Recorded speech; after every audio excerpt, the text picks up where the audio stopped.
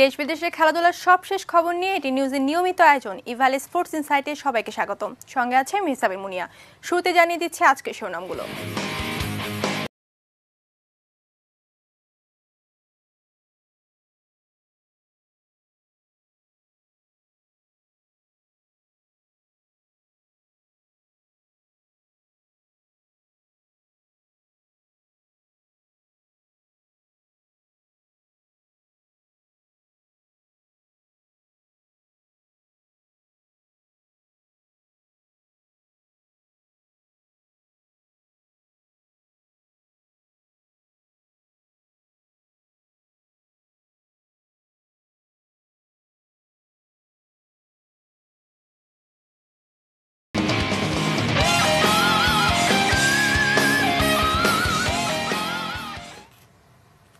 শিরোনামগুলো শুনছিলেন, এবারে বিস্তারিত। বঙ্গবন্ধু বিপিএল এর ফাইনালে খুলনা টাইগার্সের বিপক্ষে টস হেরে ব্যাট করছে রাজশাহী রয়্যালস। শেষ খবর পাওয়া পর্যন্ত তাদের সংগ্রহ 1 উইকেটে 43 রান। মিরপুর স্টেডিয়ামে রাজশাহীর হয়ে ওপেনিংয়ে ব্যাট করতে নামেন লিটন দাস ও আফিফ হোসেন। দলীয় 14 রানে তাদের ওপেনিং জুটি ভাঙেন মোহাম্মদ আমির। তৃতীয় ওভারে ব্যক্তিগত 10 করা আফিফকে ফেরান তিনি।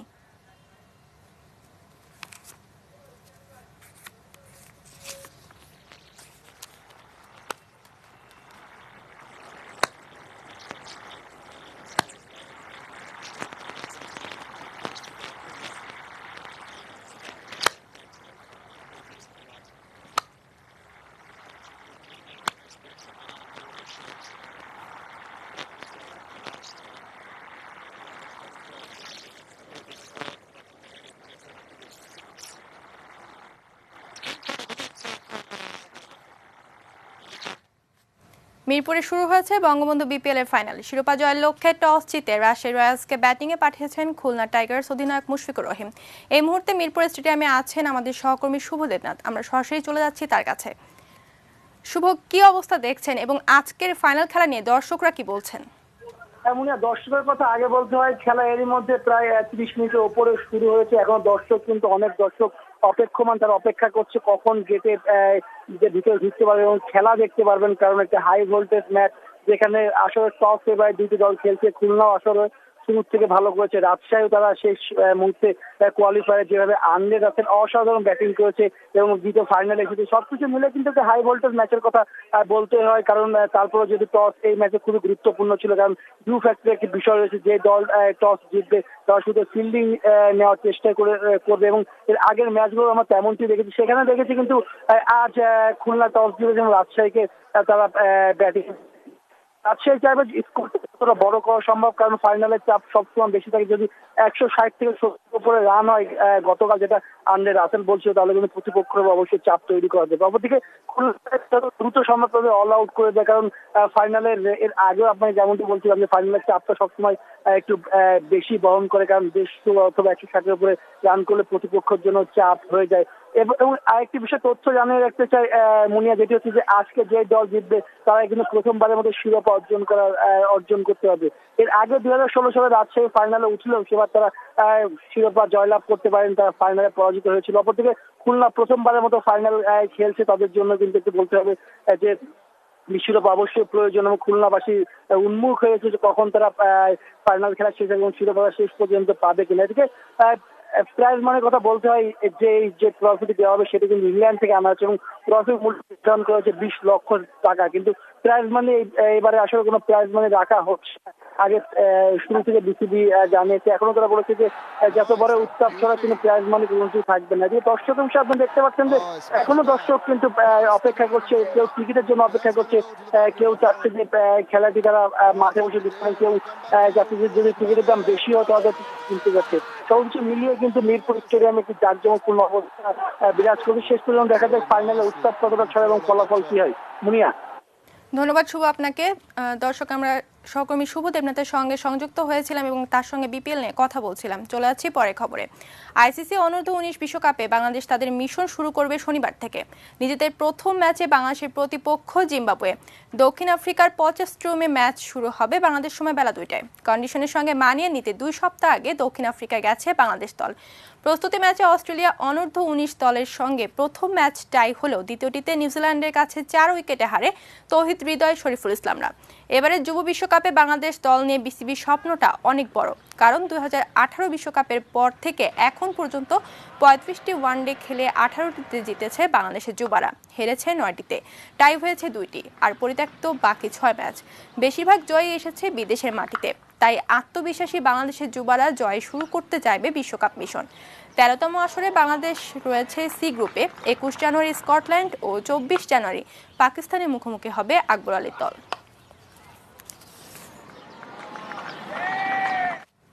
এদিকে অনূর্ধ্ব-19 বিশ্বকাপে গ্রুপ পর্বে নিজেদের প্রথম ম্যাচে জিতেছে আফগানিস্তান। প্রোটিয়াদের 7 উইকেটে হারিয়েছে তারা। কিম্বার্লিতে টস জিতে ব্যাট করতে নেমে দলীয় 7 রানে 2 উইকেট হারায় দক্ষিণ আফ্রিকা। আফগান তরুণদের বোলিং তাণ্ডবে নিয়মিত বিরতিতে উইকেট হারায় তারা। 29 ওভার শেষে মাত্র 129 রানে থামে প্রোটিয়াদের ইনিংস। অধিনায়ক ব্রিস পার্সন 40, লুক বাফোর্ড 25 ও জিরাল্ড কোয়ের্জি করেন 38 রান। শফিকুল্লাহ নেন 6 উইকেট। ছোট টার্গেট তারা করতে নেমে দলীয় 26 রানে ফেরেন ফারহান। দলের জয় নিশ্চিত করে ব্যক্তিগত 57 রানে ইমরান ও 52 রানে ফেরেন ইব্রাহিম জাদরান। 25 ওভার শেষে মাত্র 3 উইকেট হারিয়ে জয় তুলে নেয় আফগানিস্তান।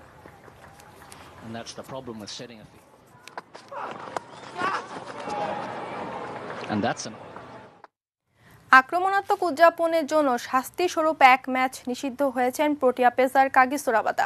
ইংল্যান্ডের বিপক্ষে চলমান সিরিজের শেষ টেস্ট খেলতে পারবেন না কাগিসো রাবাদা। বৃহস্পতিবার সেন্ট জর্জ পার্কে সিরিজের তৃতীয় টেস্টের প্রথম দিনে ইংলিশ অধিনায়ক জো রুটকে বোল্ড করে রুটের সামনে চিৎকার করে আক্রমণাত্মক উদযাপন করেন রাবাদা, যেটা একদম পছন্দ হয়নি আম্পায়ারদের। দিন শেষে রাবাদার বিরুদ্ধে রিপোর্ট করেন তারা। আম্পায়ারদের রিপোর্টে একটি ডিমেরিট পয়েন্ট পেয়েছেন রাবাদা। নিয়ম অনুযায়ী কোনো খেলোয়াড় 2 বছরের মধ্যে 4টি ডিমেরিট পেলে আইসিসি কর্তৃক 1 ম্যাচ নিষিদ্ধ হয়। এর আগে আরও 3টি ডিমেরিট পয়েন্ট যুক্ত ছিল তার নামের পাশে। এবার আরও একটি যুক্ত হওয়ায় রাবাদাকে ছাড়াই ইংল্যান্ডের বিপক্ষে সিরিজের শেষ ও চতুর্থ টেস্ট খেলতে হবে দক্ষিণ আফ্রিকাকে।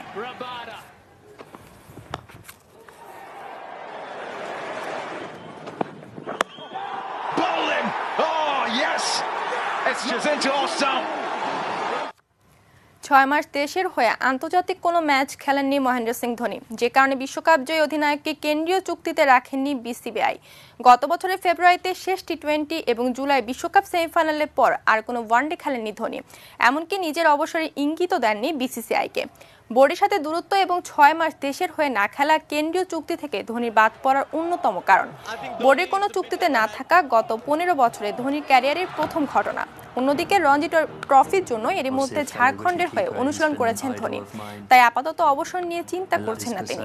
চেন্নাইয়ের হয়ে আইপিএলও খেলবেন, কারণ টি-20 বিশ্বকাপের দল গঠনে ভারতীয় নির্বাচকরা আইপিএলে চোখ রাখেন। সেখানে বরাবরের মতো ভালো করলে বিশ্বকাপ দলে জায়গার জন্য ধোনিকে চিন্তা করতে হবে নির্বাচকদের। Phenomenal wicketkeeper. He's got lightning fast hands. Sort of the stumps I've never seen. I don't think anyone will ever be as good as him. So his batting speaks for itself. ইভেল sports ইনসাইটের সময় হলো বিরতি নেয়ার। বিরতি পর্যা থাকছে।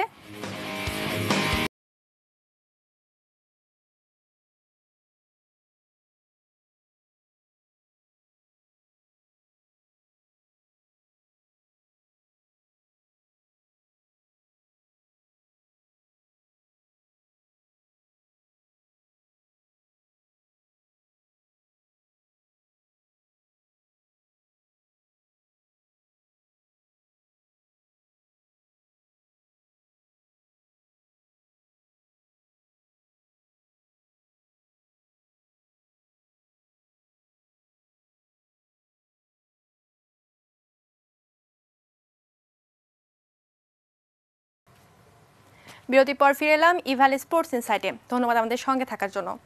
সবার আগে বঙ্গবন্ধু গোল্ড কাপ আন্তর্জাতিক ফুটবল টুর্নামেন্টের সেমিফাইনালে উঠেছে ডিফেন্ডিং চ্যাম্পিয়ন ফিলিস্তিন। শ্রীলঙ্কাকে 2-0 গোলে হারিয়েছে তারা। প্রথম ম্যাচ জিতে আত্মবিশ্বাসী ফিলিস্তিন বঙ্গবন্ধু স্টেডিয়ামে নিজেদের দ্বিতীয় ম্যাচে মুখোমুখি হয় শ্রীলঙ্কার। শুরু থেকে আক্রমণাত্মক ফুটবল খেলে দুদল, সুযোগগুলো কাজে লাগাতে না পারায় প্রথমার্ধ শেষ হয় গোলশূন্যভাবে। বিরতির পর আক্রমণের কৌশলে পরিবর্তন আনে ফিলিস্তিন, তবুও খুব বেশি সুবিধা করতে পারছিল না তারা। অন্যদিকে এগিয়ে যাওয়ার সুবর্ণ সুযোগ হাতছাড়া করে লঙ্কান ফরওয়ার্ডরা। তবে ম্যাচের ইনজুরি টাইমে শেষ 2 মিনিটের মাথায় নাটকীয়ভাবে 2 গোল পেয়ে যায় ফিলিস্তিন। অতিরিক্ত সময়ে 3 মিনিটে আবু ওয়ার্দা এবং ম্যাচের শেষ বাঁশি বাজার আগ মুহূর্তে সালেমের গোলে জয় নিয়ে মাঠ ছাড়ে বর্তমান চ্যাম্পিয়নরা। আরো একটি গোল, এটি তার দ্বিতীয় গোল, দলের জন্য দ্বিতীয় এবং এই টুর্নামেন্টে তার জন্য দ্বিতীয়। ইসলামিক ড্রেস কোড ভঙ্গ করায় দেশে ফিরতে পারছেন ইরানি চেস রেফারি শোরে বায়াত। চীনের সাংহাই শুরু হয়েছে মহিলা বিশ্ব দাবা চ্যাম্পিয়নশিপ। সেখানে ম্যাচে রেফারির দায়িত্ব পালন করছেন ইরানের শোরে বায়াত। প্রথম রাউন্ডের ম্যাচ পরিচালনা করা সময়ের একটি ছবি সামাজিক যোগাযোগ মাধ্যমে ভাইরাল হয় বায়াতের। সেখানে দেখা গেছে ইরানি নারীদের ইসলামিক ড্রেস কোড হিসেবে পরিচিত হিজাব মাথায় পরেননি বায়াত। ফলে ইসলামী আইন ভঙ্গ করার দায়ে তাকে গ্রেফতার করতে পারে ইরানের পুলিশ। বিষয়টি বুঝতে পেরে ইরান দাবা ফেডারেশনের কাছে নিজের নিরাপত্তা চেয়ে চিঠি লিখেছেন বায়াত, তবে অস্বীকার করেছে ইরান কর্তৃপক্ষ।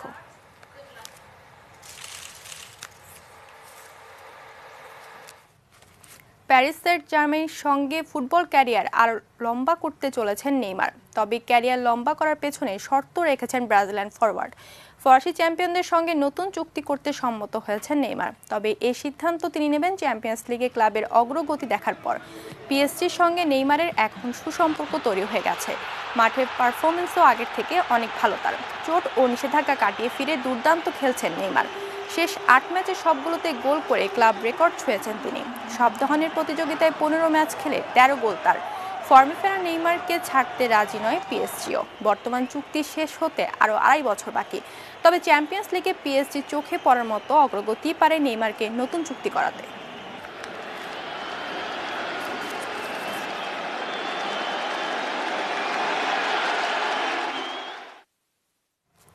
ম্যানচেস্টার ইউনাইটেড থেকে ইন্টার মিলানে যোগ দিচ্ছেন ইংল্যান্ডের defender Ashley young. 10.5 lakh euro transfer ফিতে ইতালিয়ান জায়ান্টদের কাছে ইংলিশ ডিফেন্ডারকে ছেড়ে দিচ্ছে ম্যানচেস্টার ইউনাইটেড ক্লাব।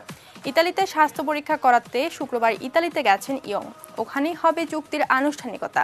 2011 সালে অ্যাস্টন ভিলা থেকে ম্যান ইউতে যোগ দেন ইংল্যান্ডের হয়ে 39 ম্যাচ খেলা ইয়ং। 2013 সালে ম্যান ইউর হয়ে প্রিমিয়ার লিগ জিতেছেন ইয়ং। 3 বছর পর জেতেন এফএ কাপ। 2017 সালে লিগ কাপ ও ইউরোপা লিগ ট্রফিও হাতে নেন তিনি। সব মিলিয়ে 261 ম্যাচ খেলেছেন ম্যানচেস্টারের ক্লাবে। এই মৌসুমে অধিনায়কের দায়িত্ব পান ইয়ং। ম্যান ইউ থেকে গত আগস্টে রোমেলু লুকাকুকে কিনে নেয় ইন্টার, ধার করে অ্যালেক্সিস সানচেজকে। এবার ইয়ংকে নিজেদের করে নিচ্ছে 2010 সালের পর প্রথম সিরিয়া ট্রফির মিশনে নামায় ইন্টার।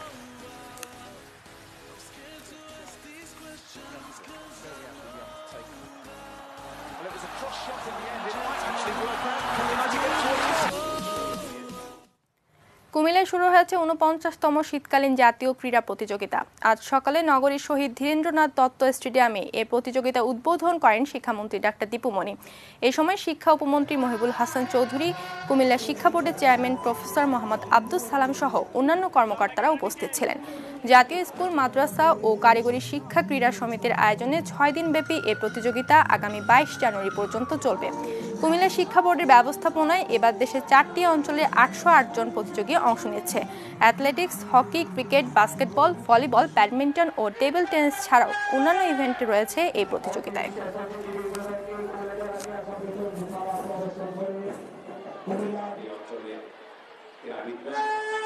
বাল্যবিবাহ নারীর ক্ষমতায়ন এবং জাতীয় উন্নয়নের অন্যতম অন্তরায়। তোমরা নিজেদেরকে সব ধরনের সংকীর্ণতা থেকে দূরে রাখবে, নিজেরা পরিবেশ সচেতন হবে, অন্যদেরকেও পরিবেশ সম্পর্কে সচেতন করবে। মুজিব বর্ষ উপলক্ষে ময়মনসিংহে বঙ্গমাতা ও বঙ্গবন্ধু গোল্ড কাপ ফুটবল টুর্নামেন্টের বিভাগীয় পর্যায়ের খেলা শুরু হয়েছে। ময়মনসিংহ সার্কিট হাউস মাঠে কিশোরীদের খেলায় নেত্রকোনা জেলা দল পূর্বধলা উপজেলার বিলকাউসি সরকারি প্রাথমিক বিদ্যালয়কে 4-0 গোলে হারিয়েছে ময়মনসিংহ জেলা দল তারাকান্দা উপজেলা ভাটবাটপাড়া সরকারি প্রাথমিক বিদ্যালয়। এবং আরেক ম্যাচে জামালপুর দলকে 4-2 গোলে হারিয়েছে শেরপুর জেলা দল সদরের জংলদি স্কুলের ক্ষুদে শিক্ষার্থীরা। এদিকে বঙ্গবন্ধু গোল্ড কাপ ফুটবল খেলায় ময়মনসিংহ জেলা দল 4-0 গোলে শেরপুর লক্ষ্মীপুর দলকে এবং জামালপুর জেলা দল টাই ব্রেকারে 4-2 গোলে নেত্রকোনা জেলা দলকে পরাজিত করেছে।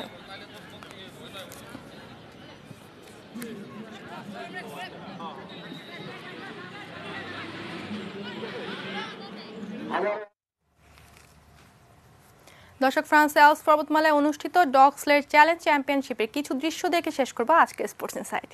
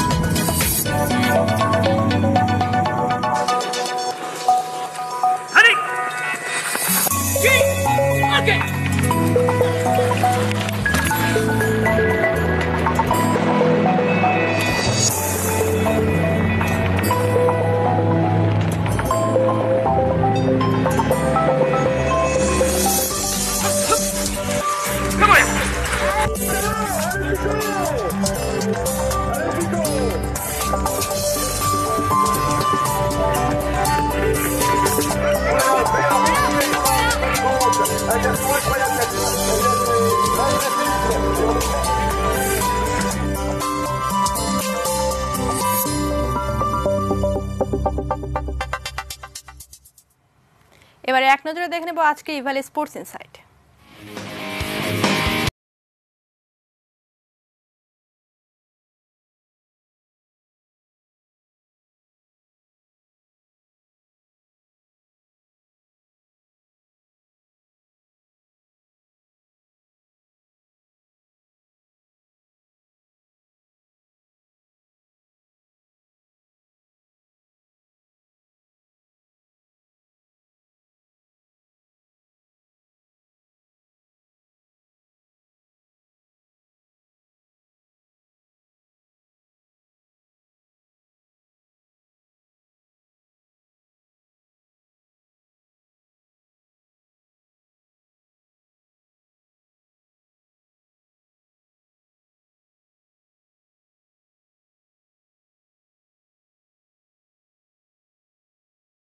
আজ এই পর্যন্তই, কাল আবার একই সময় দেখা হবে। সে পর্যন্ত সবার জন্য শুভকামনা। ধন্যবাদ সবাইকে।